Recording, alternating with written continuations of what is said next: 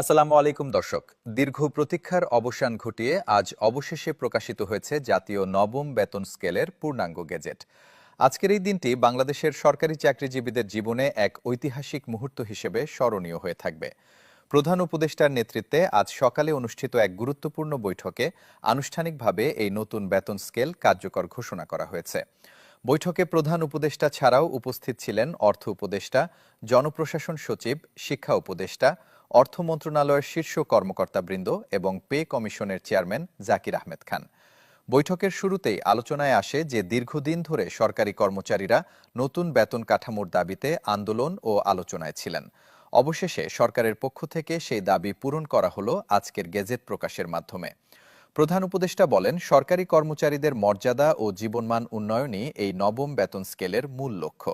তাদের পরিশ্রমের যথাযথ মূল্যায়নই আমাদের অঙ্গীকার। এর মাধ্যমে 12টি গ্রেডে নতুন বেতন কাঠামো ও 1/5 অনুপাতে বেতন বিভাজন কার্যকর হয়েছে, যা আজ থেকে কার্যকর থাকবে। নতুন জাতীয় নবম বেতন স্কেল অনুযায়ী সর্বনিম্ন বেতন নির্ধারণ করা হয়েছে 32,000 টাকা এবং সর্বোচ্চ বেতন 1,07,000 টাকা পর্যন্ত। 1/5 অনুপাতের ভিত্তিতে নিম্নতম থেকে উচ্চতম পদ পর্যন্ত বেতন কাঠামো সাজানো হয়েছে, যাতে আর্থিক বৈষম্য হ্রাস পায়। প্রতিটি গ্রেডে ইনক্রিমেন্ট, পদোন্নতি এবং ভাতার পরিমাণ ভারসাম্যপূর্ণভাবে নির্ধারণ করা হয়েছে। বিশেষ করে শিক্ষা, স্বাস্থ্য, প্রশাসন ও পুলিশ বিভাগে কর্মরতদের জন্য নতুন স্কেলটি আরও বাস্তবসম্মতভাবে প্রণয়ন করা হয়েছে। এই কাঠামোতে 12টি গ্রেডে শিক্ষকদের জন্য আলাদা ভারসাম্য ও সুবিধা রাখা হয়েছে। শিক্ষকদের বেতন কাঠামো অনুসারে সহকারী শিক্ষক একাদশ গ্রেডে 38,000 টাকা থেকে শুরু হবে। দশম গ্রেডে সিনিয়র শিক্ষকদের বেতন 45,000 টাকা। অষ্টম গ্রেডে প্রধান শিক্ষকদের বেতন 58,000 টাকা এবং পঞ্চম গ্রেডে কলেজ অধ্যক্ষদের বেতন 80,000 টাকা পর্যন্ত নির্ধারণ করা হয়েছে। এছাড়াও শিক্ষকদের পদোন্নতিতে বেতন বৃদ্ধি এবং ইনক্রিমেন্টের হার পূর্বের তুলনায় দ্বিগুণ করা হয়েছে। নবম বেতন স্কেলে শুধু মূল বেতন নয়, ভাতাগুলোতেও এসেছে উল্লেখযোগ্য পরিবর্তন। মোট 13টি ভাতা এখন থেকে কার্যকর থাকবে।